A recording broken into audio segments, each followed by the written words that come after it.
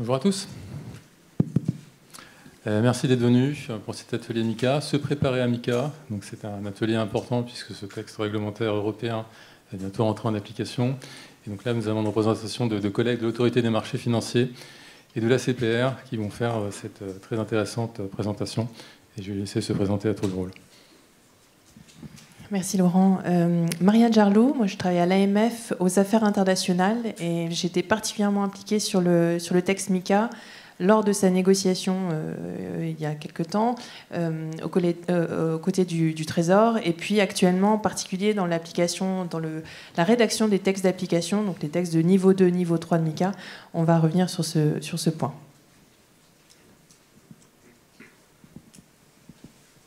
Bonjour à tous, je suis Yann Bras, donc je travaille à la direction des affaires juridiques de l'Autorité des marchés financiers. Je travaille particulièrement donc, sur les questions marché, mais ce qui va nous intéresser aujourd'hui, ce sont les questions de services sur actifs numériques, ou comme on va le dire dans quelques temps, les services sur cryptoactifs. Bonjour à toutes et à tous, Sarah Damani, je travaille à la direction des marchés, à l'autorité des marchés financiers. Je travaille plus spécifiquement sur les prestataires de services sur actifs numériques étant chargée de supervision. Et donc je vais vous présenter le cadre qui sera réservé au PSAN au sein du règlement MiCA. Et donc c'est le cadre lié au PSCA, prestataire de services sur cryptoactifs. Bonjour à tous, donc Enda Palazeski, moi je suis au service des établissements spécialisés à l'ACPR, donc pour une partie des établissements qui seront agréés, c'est avec nous que vous aurez le plaisir d'être supervisés dans le futur. Bonjour à tous.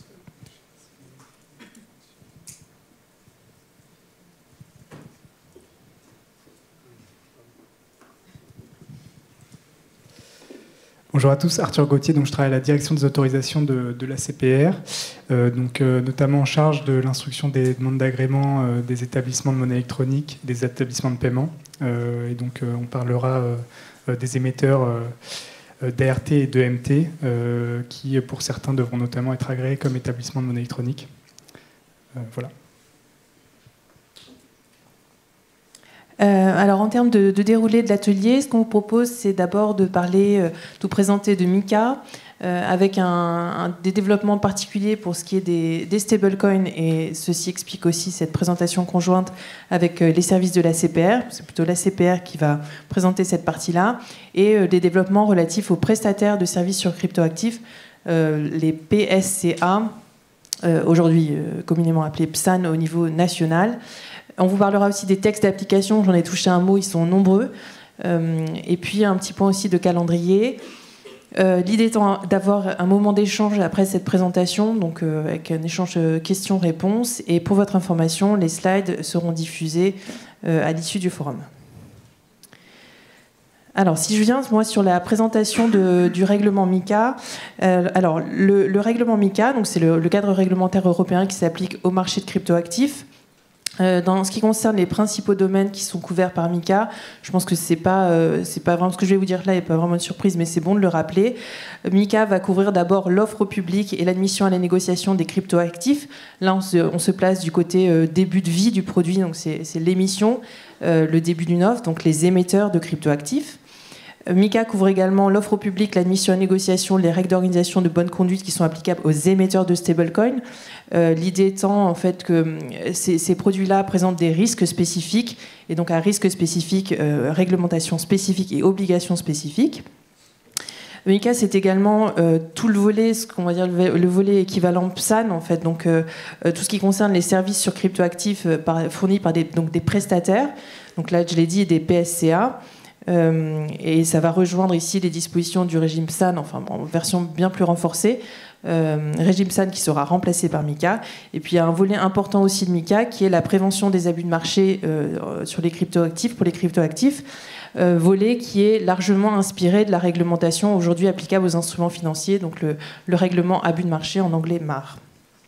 Ce qui n'est pas dans le champ de MiCA, et ça c'est quelque chose qu'il faut vraiment avoir en tête, c'est que la base de MiCA, ça s'est construit partant d'un avis technique qui avait été remis par des autorités européennes qui avaient identifié qu'en matière de cryptoactifs, il y avait d'un côté les cryptoactifs qui correspondaient à des produits déjà régulés, enfin des instruments financiers, et pour cela la réglementation s'applique, la réglementation qui existe déjà s'applique. Et puis de l'autre côté, il y a les cryptoactifs qui ne sont pas régulés. Et là, il y a un vide juridique qu'il faut combler.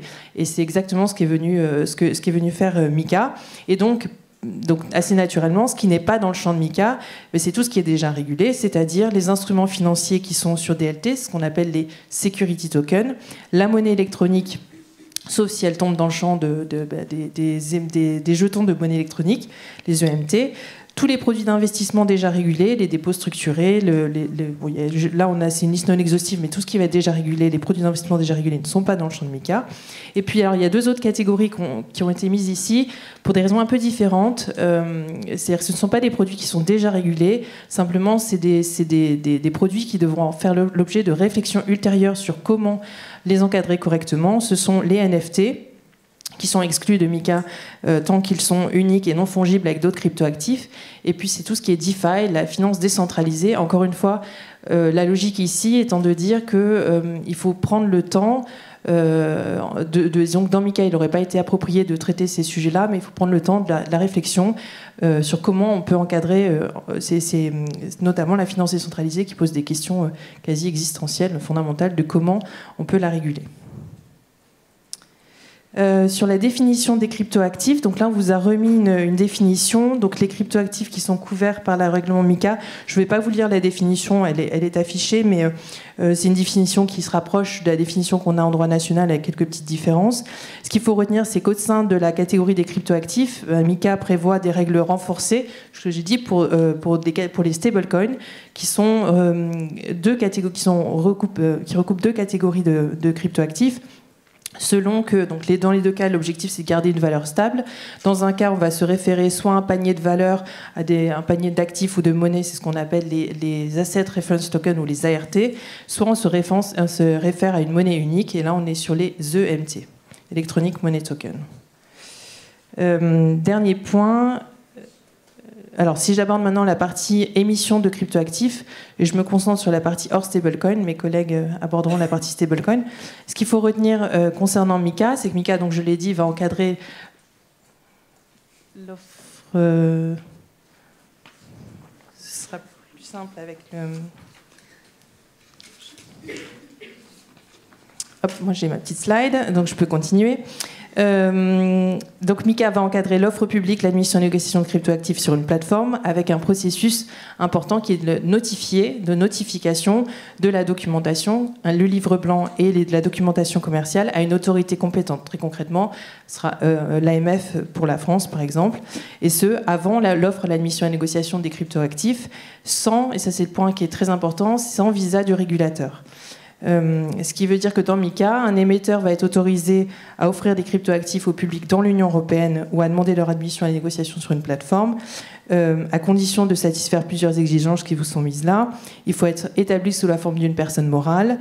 Il faudra élaborer ce qui s'appelle un livre blanc, en anglais white paper, dont d'ailleurs le contenu est défini strictement par MiCA dans une annexe.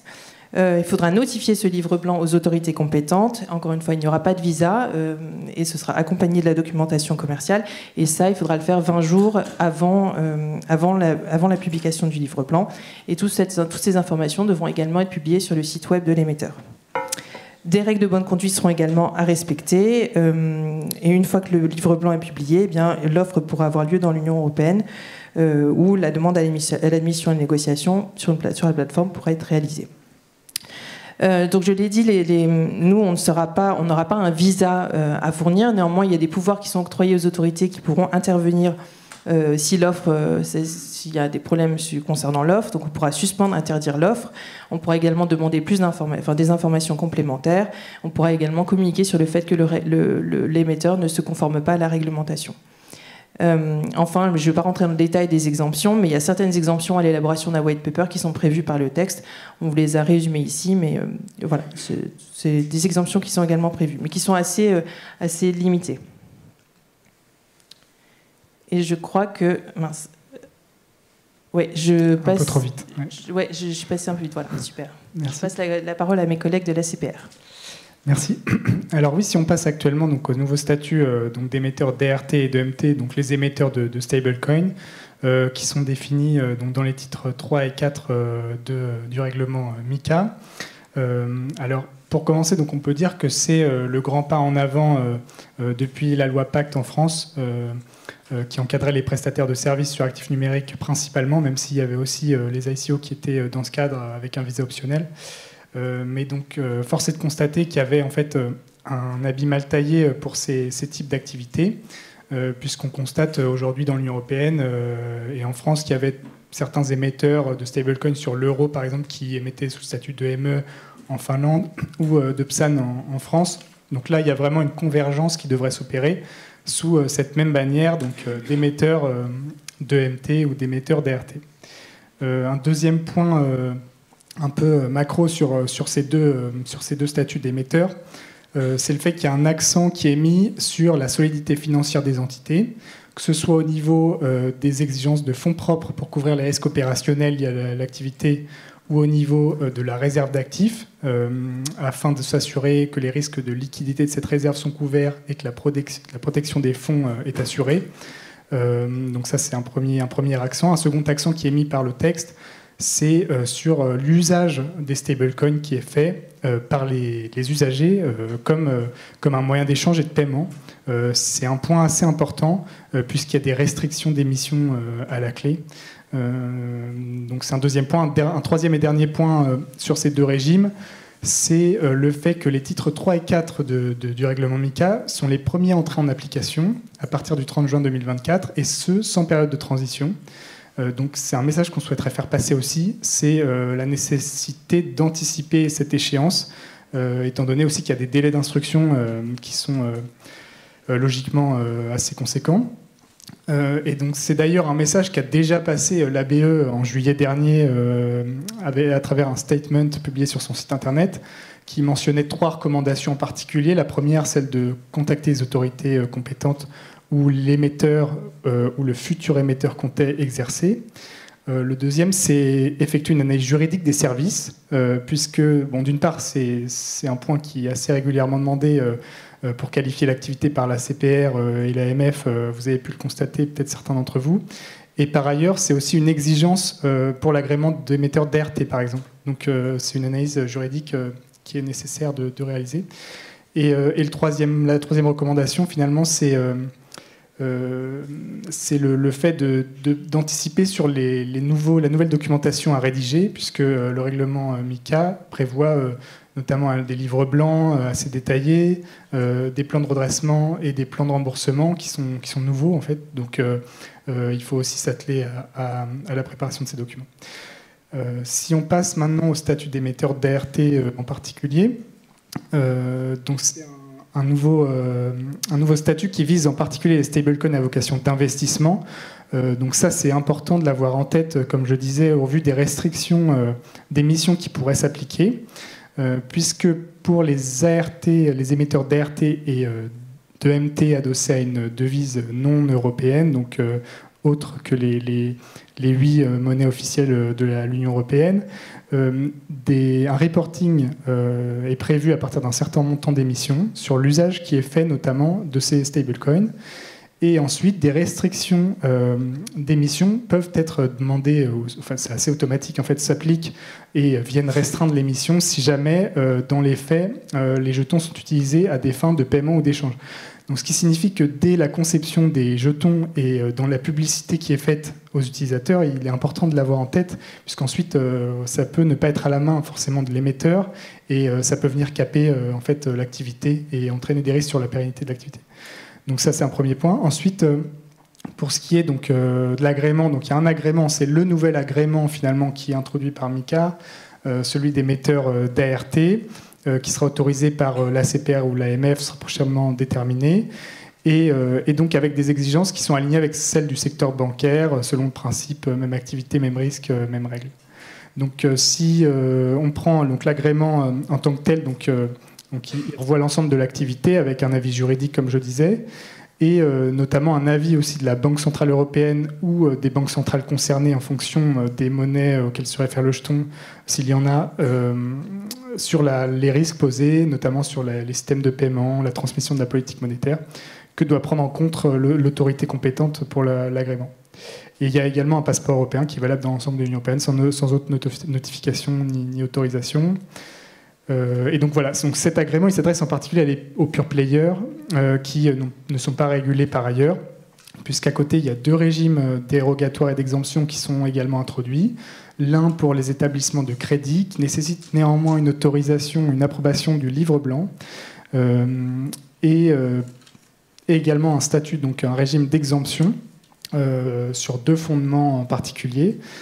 Qui lui en fait s'inspire et est en cohérence finalement avec les exemptions qui étaient déjà présentes typiquement dans la directive sur les services de paiement pour les exemptions éventail et réseau limité. Donc il y a une approche proportionnée assez similaire qui est prise ici.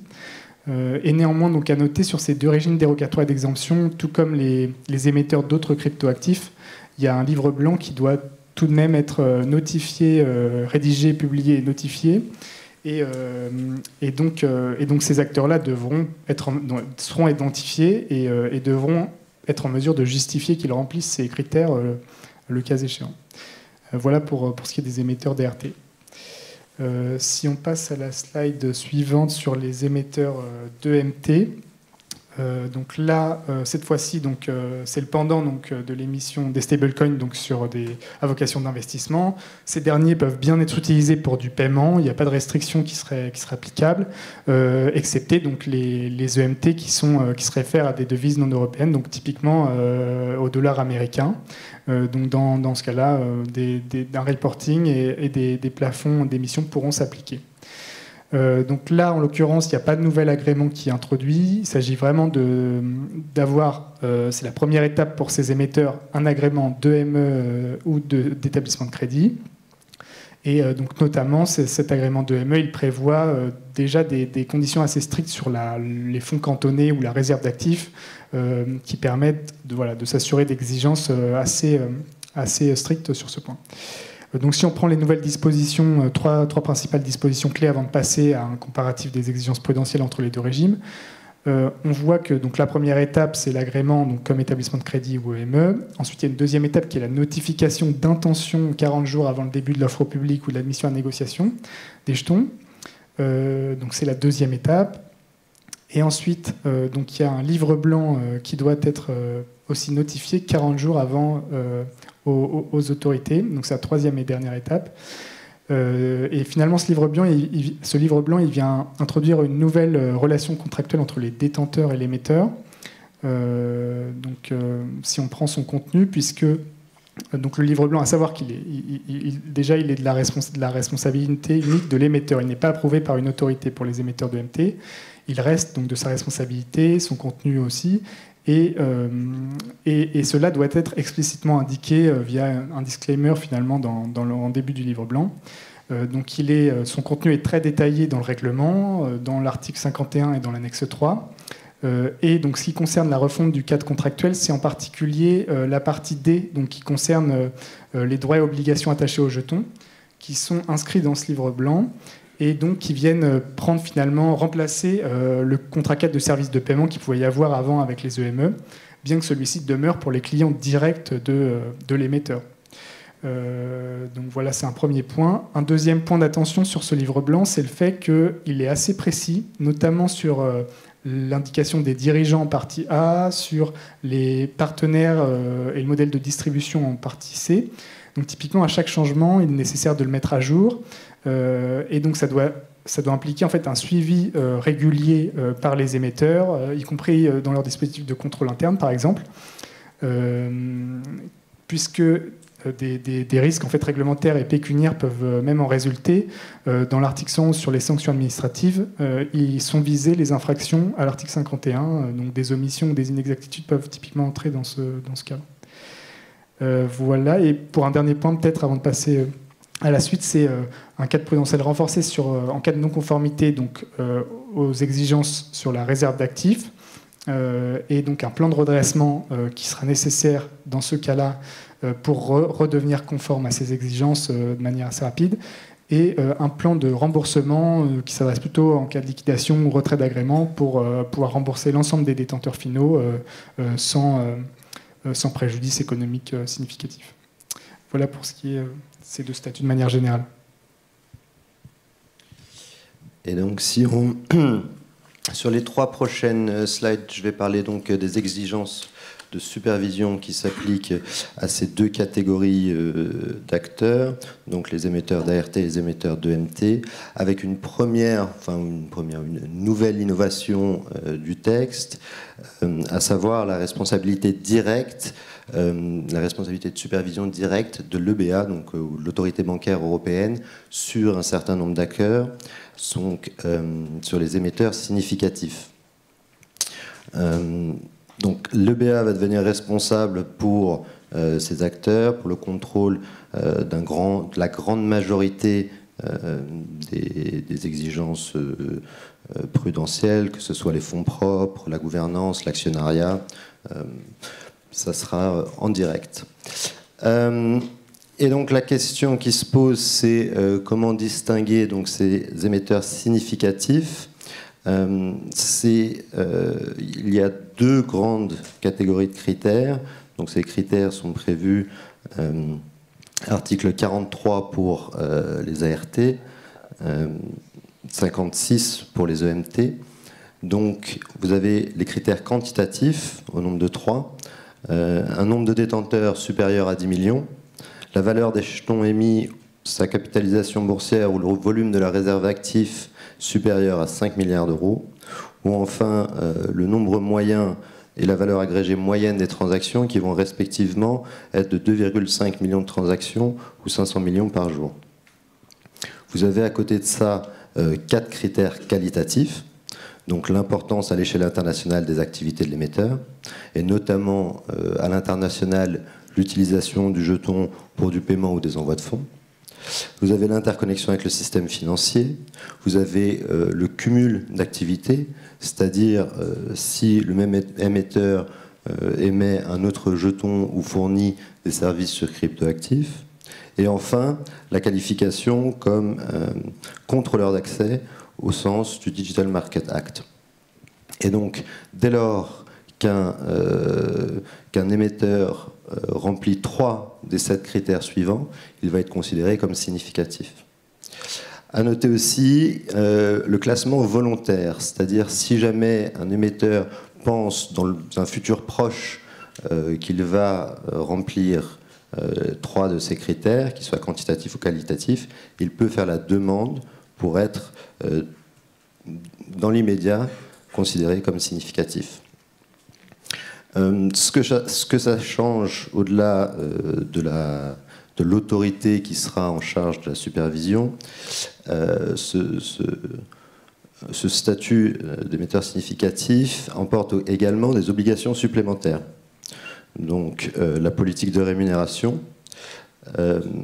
la diversification des prestataires de services sur cryptoactifs, que ce soit pour la conservation ou l'administration de ces actifs, et y compris par des PSCA qui ne font pas partie du même groupe, la mise en œuvre de règles de gestion de liquidité, notamment des stress tests liquidité, l'augmentation des exigences de fonds propres, on va revenir dessus, elle est à 2% pour les non significatifs, il passe à 3% de la réserve d'actifs pour les entités significatives, et un niveau minimum de dépôt en monnaie. De la même façon, il est à 30% pour les acteurs non significatifs, il passe à 60% pour les significatifs.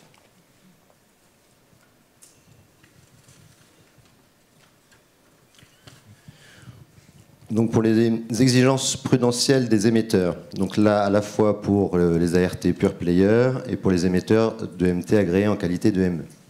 Donc ce sont des choses qui sont relativement bien connues pour les entités, pour les acteurs qui sont déjà sous agrément. Donc vous avez 4 grands blocs, effectivement la gouvernance, l'actionnariat, le contrôle interne et l'externalisation et le dispositif LCBFT. Sur la partie gouvernance, donc la mise en place d'un organe social, la nomination de 2 dirigeants dont on vérifie l'honorabilité, la compétence et la disponibilité, et l'autorisation des dirigeants pour les EME supervisés. Pour l'actionnariat, de la même façon, on va vérifier l'honorabilité des actionnaires qualifiés dès lors que certains seuils sont franchis, et l'autorisation des changements d'actionnaires pour les EME supervisés. Contrôle interne et externalisation c'est l'ensemble de l'arrêté du 3 novembre 2014 sur le contrôle interne qui vient s'appliquer, et notamment la partie relative à la tenue d'un registre de prestataires de services externalisés, les PS2E. Et enfin, sur le dispositif LCBFT, identification et vérification des clients en relation d'affaires et leurs bénéficiaires effectifs, suivi des transactions, examen renforcé et déclaration auprès de Tracfin sont les choses qui sont classiques pour les acteurs déjà supervisés. Ce qui va être nouveau, effectivement, sont les traitements prudentiels propres aux émetteurs d'EMT, d'ART. Alors, un premier point sur lequel on attire votre attention, c'est que les fonds propres prudentiels, en tout cas les fonds propres, la façon dont on conçoit les fonds propres sont ceux conformes à CRR, donc article 26 et suivant de CRR, et j'attire en particulier votre attention sur l'article 36, celui qui concerne les déductions. Il y a, pour que les fonds propres soient éligibles prudentiellement, un certain nombre de retraitements à faire, et notamment les immobilisations corporelles, par exemple, des choses comme ça. Pour l'ensemble de ces acteurs, il y a une exigence de capital minimum de 350 000 €.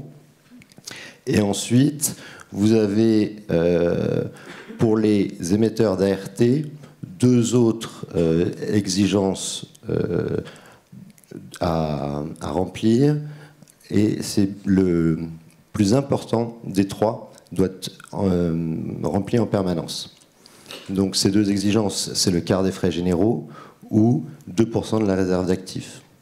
Pour les émetteurs d'EMT, c'est l'exigence de fonds propres total, c'est le max entre le capital initial 350 000 € et 2% de la monnaie électronique en circulation sur les 6 derniers mois. À noter également, parmi les exigences, la protection des fonds. Seuls les EMT peuvent avoir recours à la méthode de la police d'assurance sur une partie des fonds qu'ils reçoivent, et le reste doit être cantonné auprès des établissements de crédit. On note à cet égard une différence entre d'une part les émetteurs d'ART qui peuvent, pour la conservation, la faire auprès d'un établissement de crédit, d'une entreprise d'investissement ou d'un prestataire de services sur cryptoactifs, alors que les émetteurs d'EMT, eux, peuvent le faire qu'auprès des établissements de crédit. La nature de la réserve, elle peut être soit des dépôts ou des actifs considérés comme tels, 30% minimum, et d'autres actifs de la même façon pour les EMT et les ART. Sur les déterminants du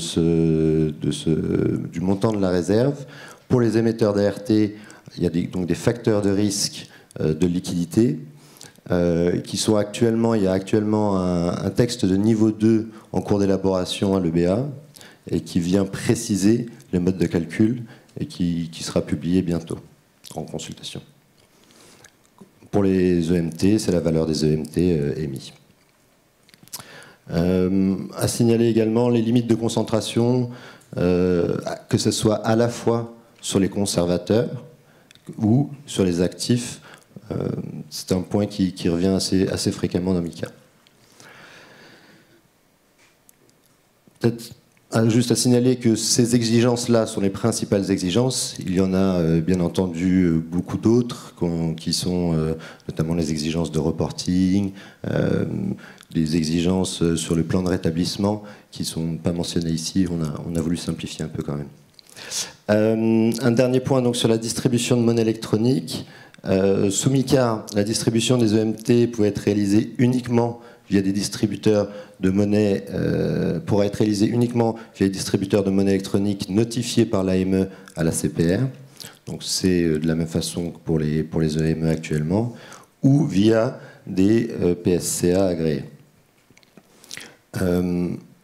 Les distributeurs de monnaie électronique sont soumis aux procédures de l'EME, donc ils font partie de leur dispositif LCBFT, ils font partie du dispositif de contrôle interne de l'émetteur.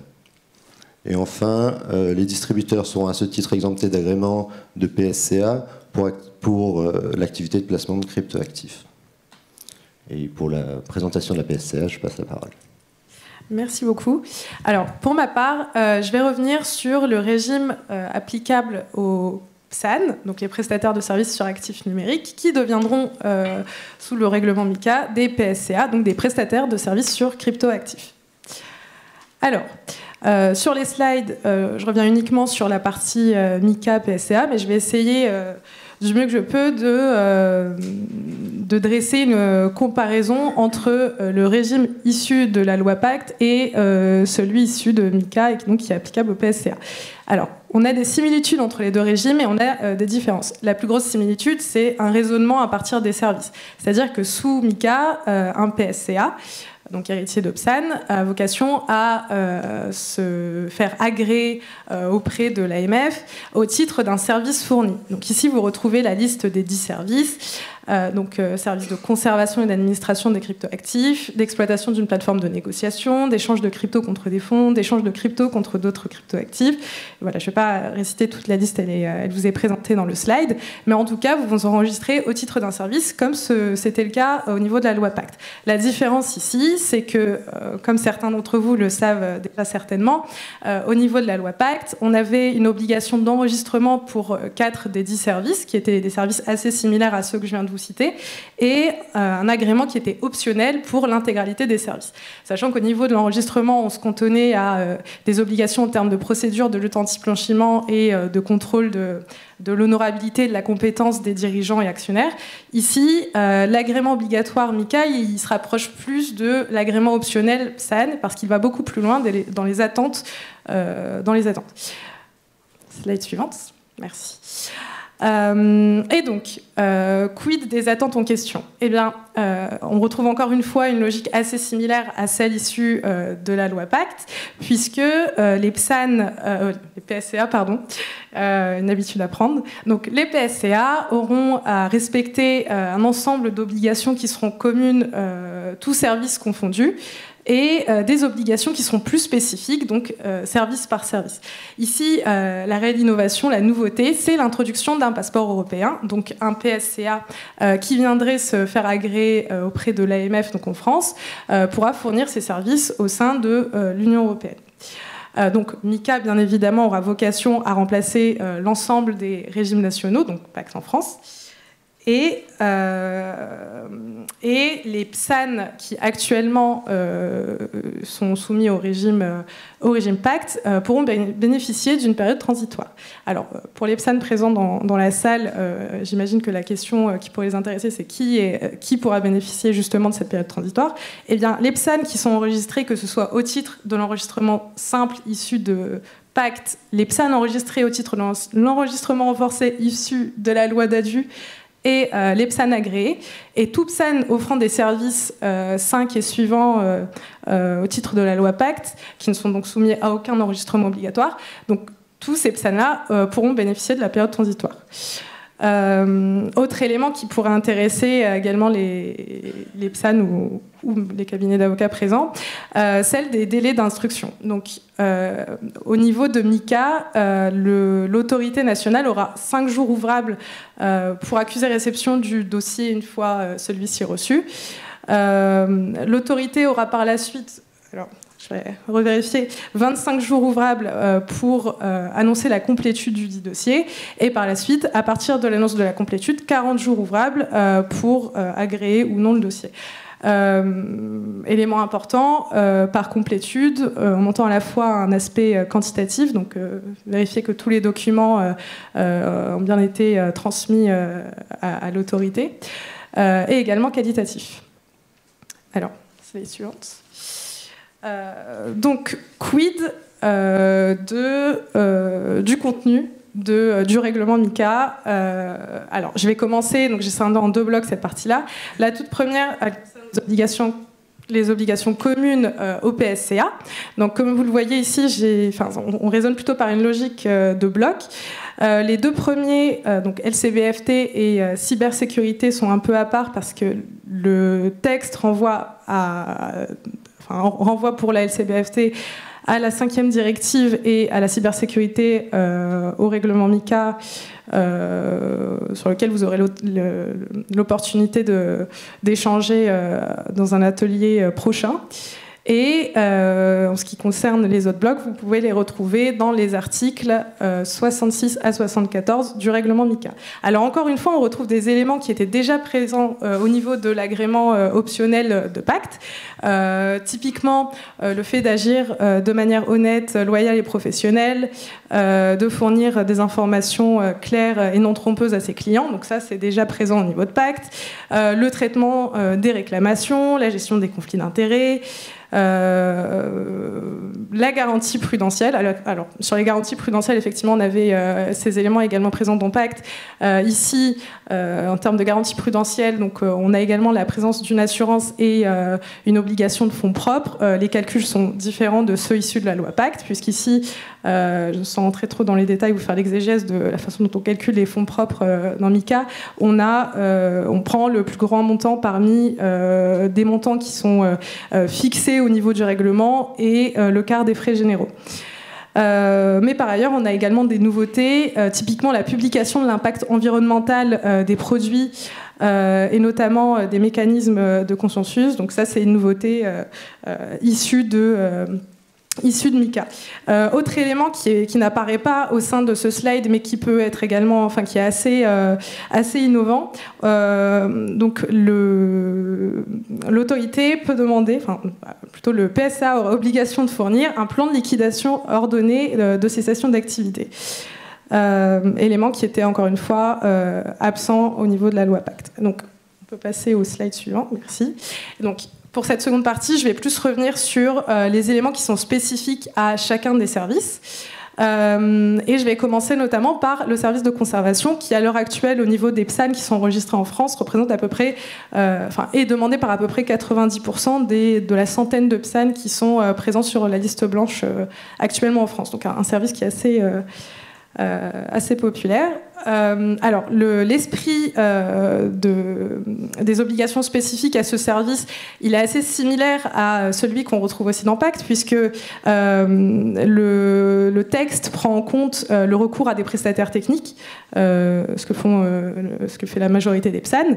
Et donc, dans ce recours à un prestataire technique, il est attendu du PSAN un accord contractuel avec le client et avec le prestataire, et surtout est attendu le fait que la responsabilité soit portée effectivement par le PSAN et non par le prestataire technique, et que le client soit bien informé par le PSAN du fait que ces cryptoactifs soient conservés auprès de tel ou tel prestataire technique de telle façon, et surtout en cas de problème, le PSAN reste responsable et ne pourra pas se reposer sur le prestataire technique.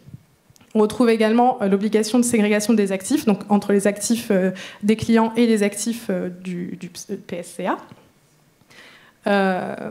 Et l'obligation de restitution des cryptos, etc. Un élément aussi qu'on retrouve ici et qui est assez intéressant concernant le service de conservation, c'est les différents plans et stratégies que le PSCA mettra en place dans le cas où son prestataire technique du jour au lendemain se retrouverait à devoir fermer boutique. Quid des actifs des clients, quid de leur restitution. Typiquement, c'est le genre de questions auxquelles les procédures internes du PSCA et les différentes politiques publiques qui seront mises à disposition des clients devront répondre, et par ailleurs sur lesquels les services de l'AMF et de toute autre autorité nationale auront vocation à challenger le PSCA. Alors, je vous rassure, je n'ai pas fait la liste de tous les services, j'en ai pris que quelques-uns. Donc ici, le second, j'ai choisi d'évoquer le service d'échange de crypto contre les fonds et de crypto contre d'autres cryptos qui font également écho à des services préexistants. Donc, par exemple ici, parmi les obligations les plus parlantes, on retrouve le fait d'établir une politique commerciale non discriminante dans laquelle le PSAN pourra expliciter le public qu'il vise dans ses activités, l'exécution des ordres des clients au prix affiché, etc., etc. Vous retrouverez l'intégralité des dispositions au sein de l'article 77 de MICA.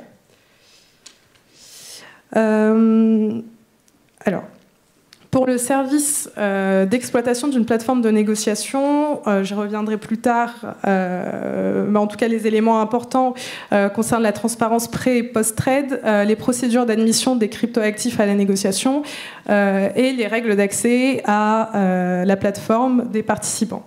Un service que je n'ai pas cité dans les slides, mais qui pourrait grandement intéresser le public, c'est les services qui, au sein de la loi Pacte, n'étaient pas soumis à un enregistrement obligatoire, qui sont les services 5 et suivants, parmi lesquels les services de gestion de portefeuille et de conseil sur cryptoactifs. Alors pour ces services-là, on retrouve tout un arsenal d'évaluation et d'adéquation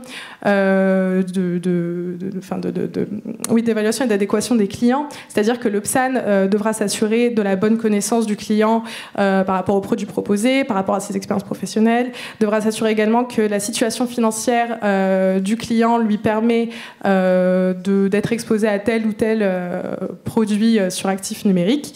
Par ailleurs, énormément de PSCA, de PSAN actuellement, proposent conjointement des services de conseil et de gestion d'actifs numériques. Donc, une bonne information du client sera obligatoire sur l'indépendance de ces deux activités.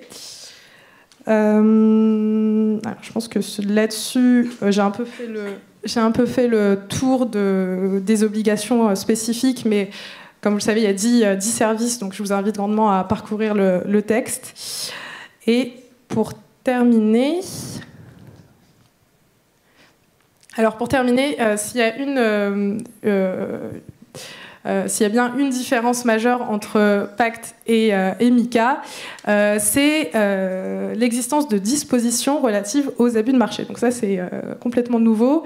Et donc, ici, MiCA vise à détecter et prévenir les abus de marché. Donc les abus de marché, ils sont définis ils sont de 3 types. Délit et manquement d'initiés, information privilégiée et manipulation de marché. Et donc, ces dispositions, elles s'appliquent à toute transaction, tout ordre, qui concerne des cryptoactifs qui sont soumis à la négociation, qui sont en cours d'admission à la négociation. Et donc, ici, les plateformes de négociation dont je vous parlais auparavant, elles ont une obligation de transmission à l'AMF de tout soupçon raisonnable qui pourrait indiquer qu'un abus de marché a été commis. Et donc, dans ce cadre-là, les plateformes d'exploitation, elles doivent mettre en place des systèmes et des procédures qui vont leur permettre de détecter en amont tout abus de marché. Je vous remercie et je vais laisser la parole du coup à Cheyenne Bras. Merci beaucoup, Sarah. Donc, mon propos risque de rejoindre un petit peu les éléments qu'on vient d'évoquer. Donc, la transition vers MiCA, de PSAN à PSCA. Comme les différents représentants de l'AMF et la SCPR l'ont évoqué depuis ce matin, nous nous sommes inscrits en France dans une logique d'accompagnement de l'innovation, ce qui passe nécessairement par l'accompagnement de la transition. J'imagine que si certains d'entre vous sont PSAN actuellement, c'est une question qui vous pose quelques soucis. Nous sommes là pour y répondre. Si je passe à la slide suivante, comment le législateur français a décidé d'accompagner cette transition ? Cette transition, elle s'est d'abord amorcée avec la loi dite DADU. Je ne vous la lis pas en entier, vu la longueur de la loi. Donc c'est la loi du 9 mars 2023. Cette loi a acté le début de la transition du statut de prestataire de services sur actifs numériques vers celle du statut européen de prestataire de services sur cryptoactifs, donc les PSCA. Comment elle s'est amorcée ? La loi DADU a publié donc la modification de certaines dispositions du Code monétaire et financier. Plus particulièrement, l'article 8 de la loi DADU est venu renforcer l'enregistrement PSAN. L'enregistrement PSAN, c'est-à-dire le statut qui est issu de la loi Pacte, donc depuis 2019, qui était un enregistrement maintenant dit simple, comme Sarah l'a rappelé, donc 2 volets, le volet LCBFT et le volet vérification de la compétence et de l'honorabilité par l'AMF. Les dispositions donc de la loi DADU sont venues renforcer cet enregistrement avec un enregistrement que l'on appelle maintenant renforcé. différents thèmes donc, ont été ajoutés. L'idée a été de faire un parallélisme avec les règles qui existent actuellement avec l'agrément optionnel. Agrément optionnel qui est donc le deuxième statut issu de la loi Pacte. Donc rapidement, quels sont les thèmes qui ont été ajoutés ? Évidemment, le dispositif de sécurité et de contrôle interne adéquat. La publication d'une information claire, exacte et non trompeuse. On l'a rappelé également énormément ce matin. Une des orientations stratégiques à la fois de l'AMF et de la CPR, c'est évidemment la protection du consommateur, la protection de l'épargnant. Un dispositif de gestion des conflits d'intérêts et enfin un système informatique résilient et sécurisé. On comprend pourquoi.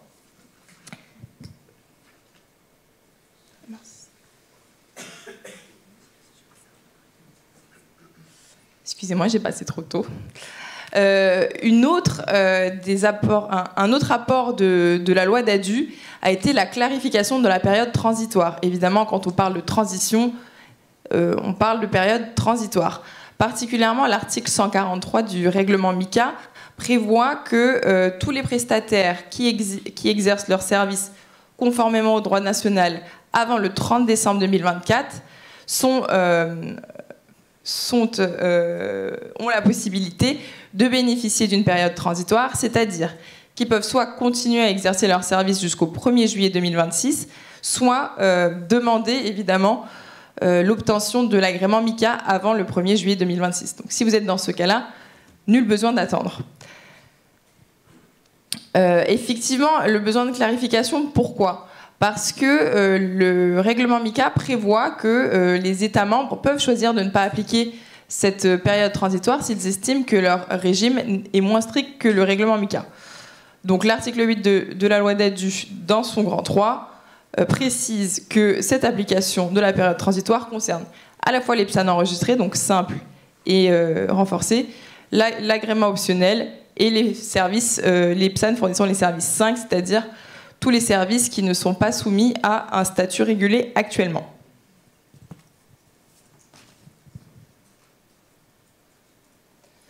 On vous présente un schéma récapitulatif. L'avantage de ce schéma, c'est, je pense, la temporalité qui est exprimée. On comprend bien, en le regardant, que pendant une période estimée à 18 mois, nous allons voir la coexistence de plusieurs statuts. C'est un peu compliqué, donc je suis là pour vous l'expliquer.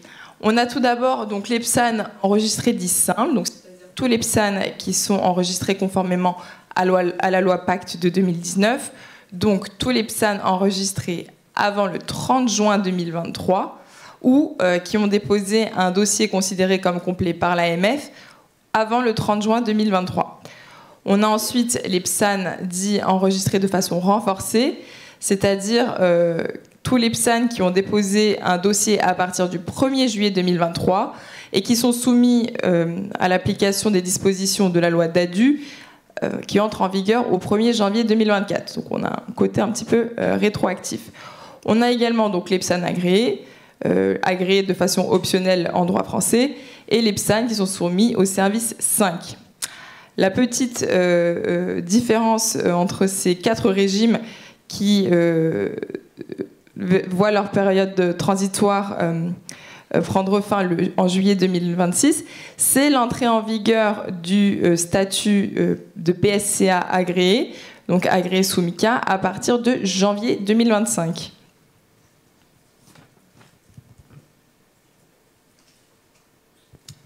Une autre particularité de la loi Dadu, c'est les habilitations qu'elle offre au gouvernement de procéder par ordonnance. Ces habilitations, elles fonctionnent sur deux volets. Le premier volet, c'est celui de l'adaptation des dispositions du Code monétaire et financier ou d'autres codes ou d'autres lois. On comprend bien que l'idée derrière cette habilitation, c'est de permettre aux législateurs français d'assurer un cadre réglementaire qui soit compatible avec le règlement MICA, qui soit cohérent, mais surtout qui soit attractif. Comment il peut être attractif ? En offrant évidemment de la clarté aux prestataires, mais surtout de la sécurité. L'autre volet qui est abordé dans l'habilitation, c'est celui de la définition des compétences entre l'ACPR et l'AMF. Le point à noter sur ces deux habilitations, c'est que la deadline est fixée à mars 2024. Donc, des nouvelles prochainement.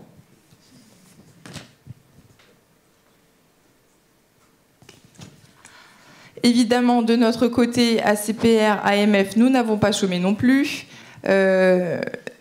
Nous avons œuvré à l'adaptation des dispositions réglementaires et de la doctrine de l'AMF pour favoriser la transition vers le règlement MICA. Un objectif tout d'abord à rappeler avant de dénoncer les différents travaux qui se sont mis en œuvre au sein de notre institution, c'est la réflexion sur le fast track. De quoi s'agit-il ? Le règlement MICA, dans son article 143, paragraphe 6, permet aux États membres de mettre en place une procédure dite simplifiée pour les prestataires qui seraient agréés, alors que le règlement MICA parle d'agrément, mais évidemment en France on a différents statuts, l'enregistrement et l'agrément. Ces deux statuts sont compris sous le terme agrément européen. Donc pour tous les prestataires qui sont agréés conformément au droit national, là, le règlement MICA prévoit la possibilité pour les États membres de mettre en place une procédure simplifiée. Actuellement, tout ce qui a été mis en place par l'AMF et par le législateur a vertu à préparer la possibilité de mettre en place cette procédure simplifiée. Donc, tous les différents régimes qui ont été produits depuis la loi Ddadue ont vocation à vous permettre de vous rapprocher le plus possible des exigences de MICA. Particulièrement donc un décret du 17 août relatif à la mise en œuvre d'un enregistrement renforcé a été publié. L'objectif de ce décret, c'était d'abord d'adapter la partie réglementaire du CMF pour qu'elle corresponde à la partie législative qu'on retrouve dans la loi Ddadue. L'autre objectif, c'était évidemment une application symétrique des dispositions de l'agrément optionnel français à l'enregistrement renforcé. Évidemment, ce décret a vocation à entrer en vigueur au 1er janvier 2024, comme les dispositions de la loi Ddadue. Les principaux thèmes qui sont abordés dans ce décret sont l'introduction d'une désignation pour les PSAN enregistrés renforcés. Évidemment, il faut pouvoir faire le distinguo entre les deux régimes. Une clarification sur la vérification des systèmes d'information. Une clarification sur la procédure de radiation, notamment lorsqu'elle est à l'initiative du prestataire, et l'introduction de pouvoirs conservatoires pour l'AMF. On a également donc, au sein de l'AMF, modifié notre règlement général. On a notamment modifié les dispositions relatives à l'agrément optionnel pour qu'elles se rapprochent de celles prévues dans MICA. Il faut noter que ces dispositions ont vocation à entrer en vigueur au 1er janvier 2024. Donc pour tous les prestataires qui seraient agréés avant le 1er janvier 2024, il est important de comprendre qu'il n'y a pas de période transitoire. Au 1er janvier 2024, évidemment, toutes les dispositions seront applicables de fait. Et de droit d'ailleurs. On a également modifié l'instruction 2019-23, c'est l'instruction qui est relative au dossier d'agrément et d'enregistrement. L'instruction 2019-24 qui est relative à la cybersécurité, qui s'appliquait autrefois uniquement à l'agrément optionnel et qui s'applique maintenant également à l'enregistrement renforcé. Et une modification de notre QNEPSAN, position recommandation DOC 2020-07. Les principaux thèmes qui sont abordés dans ces modifications sont les fonds propres, les documents qui sont demandés dans le cadre de l'enregistrement et de l'agrément, le champ d'application de la politique de conflit d'intérêts, la politique de conservation et les modèles de gouvernance. J'en terminerai par les derniers travaux qui sont à venir au sein de l'AMF. C'est l'adaptation des formulaires que vous pouvez utiliser lorsque vous êtes candidat PSAN, qui doivent être adaptés à l'enregistrement renforcé. C'est juste pour vous dire que ce sera très bientôt publié. Merci beaucoup. C'est pas fini, hein. C'est pas fini, pardon. C'est juste fini pour moi. Un mot très rapide pour laisser le temps après aux questions, donc en vraiment 2 minutes.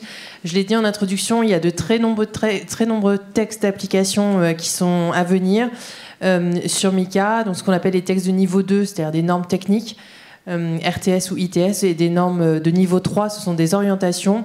Je ne vais pas vous lire la slide, mais là vous avez une idée du volume, de la quantité de travail qui reste à faire. Je pense que je peux vous donner un conseil, c'est que sur le site de l'ESMA, en tout cas pour la partie ESMA, je laisserai le BA compléter si besoin, c'est très clair, il est indiqué très clairement quels sont les textes qui sont regroupés dans quel paquet, parce que l'ESMA fonctionne par vague de consultation. Vous aurez à la fois les thématiques et vous aurez les dates de consultation, sachant qu'il y a déjà une consultation qui s'est terminée et qu'il y en a une qui vient de commencer ou qui va commencer. Mais au moins, vous pourrez vous organiser en fonction, enfin voilà, un peu de visibilité sur ce qui va être clarifié, à quel moment vous pourrez faire part de vos retours sur les documents qui sont proposés par l'ESMA, parce que ces documents, par l'ESMA comme le BA, c'est soumis à consultation.